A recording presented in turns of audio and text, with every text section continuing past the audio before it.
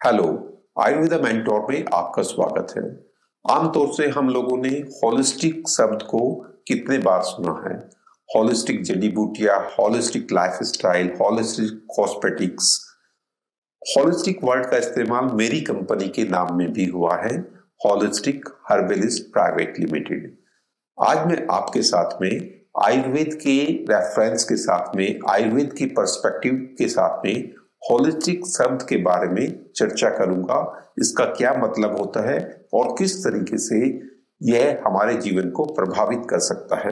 चरक संहिता में जब लाइफ के बारे में बताया गया तो मैंने पाया कि वह काफी हद तक होलिस्टिक वर्ल्ड को समझने में मदद करता है।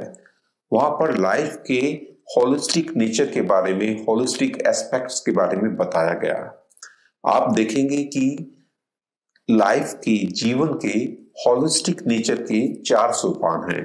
सबसे पहला बॉडी या शरीर, दूसरा इंद्रिय, तीसरा मन और चौथा चेतना या आत्मा। अब हम इनके बारे में जानेंगे।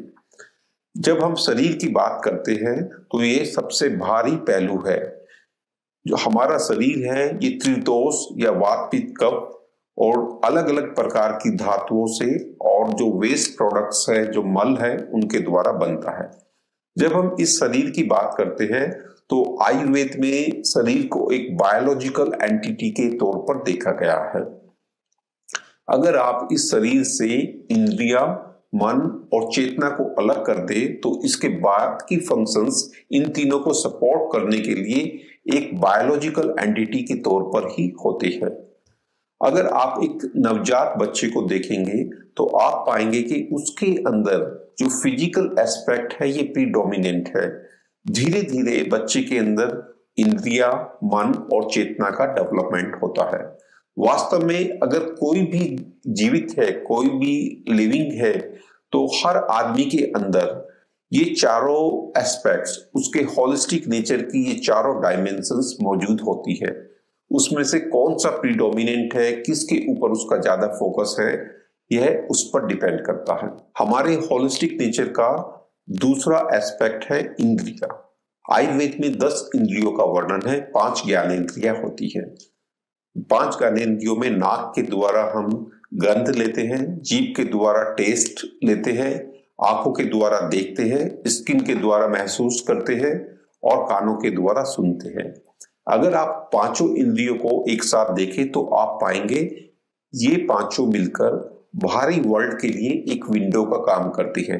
इसके द्वारा हम अपने से बाहर की चीजों को 5 तरीके से अनुभव कर सकते हैं और उन अनुभवों को सेंसरी डाटा के रूप में नर्व्स के द्वारा जाने पर ब्रेन या जो हमारा मन है वो उसको प्रोसेस करता है और तब जाकर उन्हें हम परसीव कर पाते हैं। इन 5 ज्ञानेंद्रियों का आयुर्वेद के 5 तत्वों से भी संबंध है।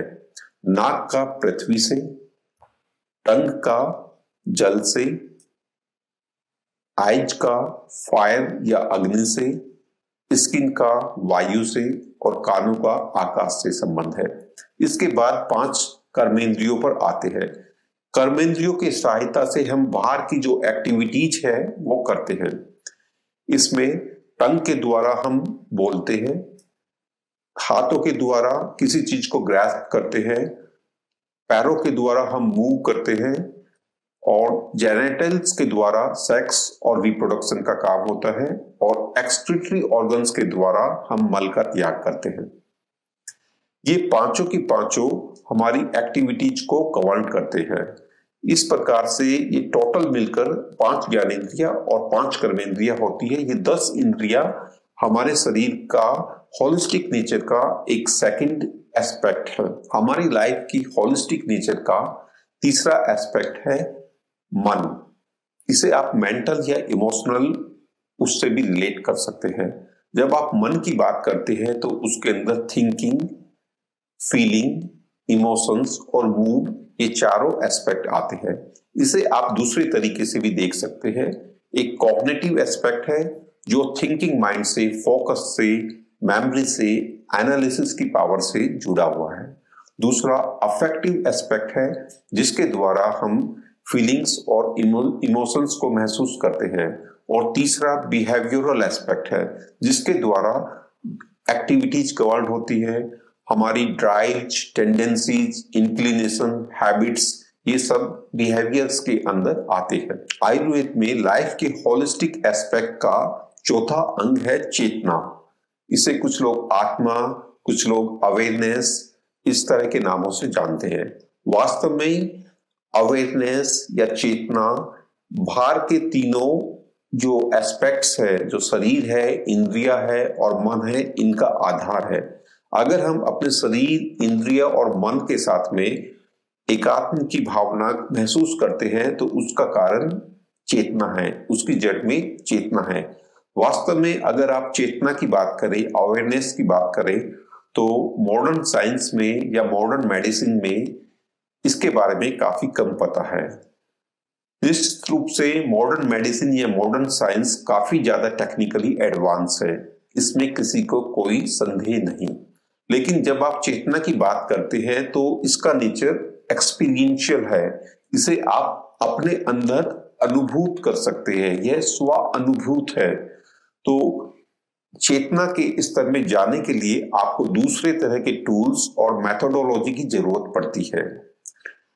आयुर्वेद की एक सिस्टर साइंस है योगा, जिसके द्वारा आप अष्टांग योगा का अभ्यास कर अपनी चेतना के जो अंतर्निहित पहलू है, एक इनर जर्नी है, उसकी तरफ आप जा सकते हैं। आप अपने को सेल्फ एक्सप्लोर कर सकते हैं। योग में चेतना के 4 तरह के स्तर है।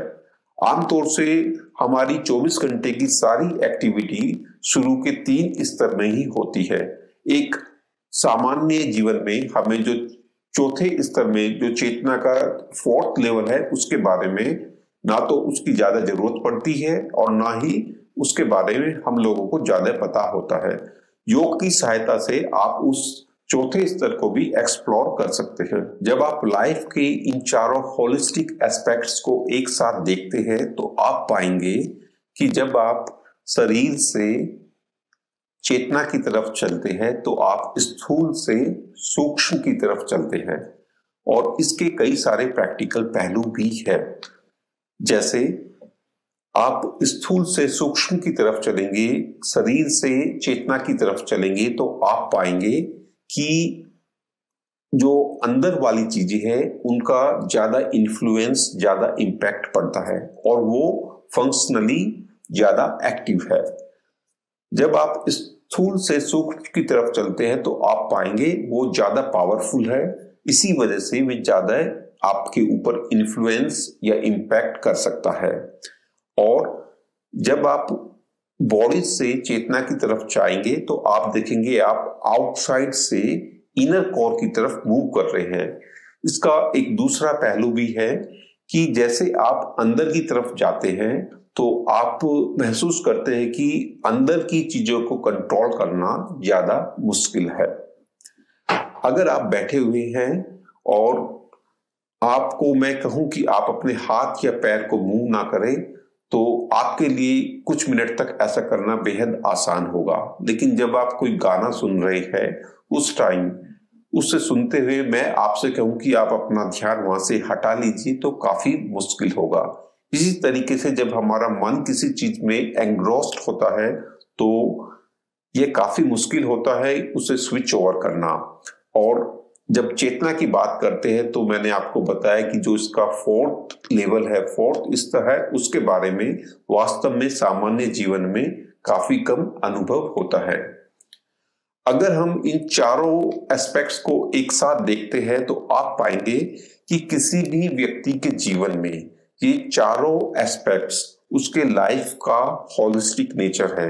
ये चारों एक साथ मिलते हैं और ये चारों मिलकर ही एक साथ काम करते हैं। जब हम आयुर्वेद में शरीर की बात करते हैं या लाइफ की बात करते हैं तो इन चारों नेचर का, इन चारों एस्पेक्ट्स का एक डायनेमिक संगठन, एक डायनेमिक कंपोजिट को ही हम लाइफ मानते हैं और यही लाइफ की ब्यूटी है। जैसा कि आप देख सकते हैं आयुर्वेद जीवन के इन चारों पहलुओं को एक साथ एक समग्र तरीके से देखता है।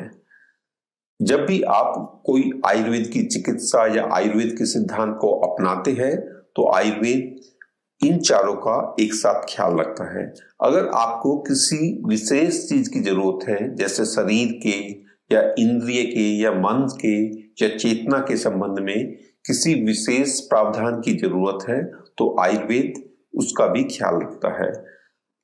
अगर आप आयुर्वेदिक प्रिंसिपल्स की बात करें तो उसका एक बेहद खूबसूरत पहलू है। आयुर्वेद के सिद्धांत एक कंपास की तरह से है। अगर आप कंपास को देखते हैं तो वो हमेशा नॉर्थ डायरेक्शन की ओर पॉइंट करता है।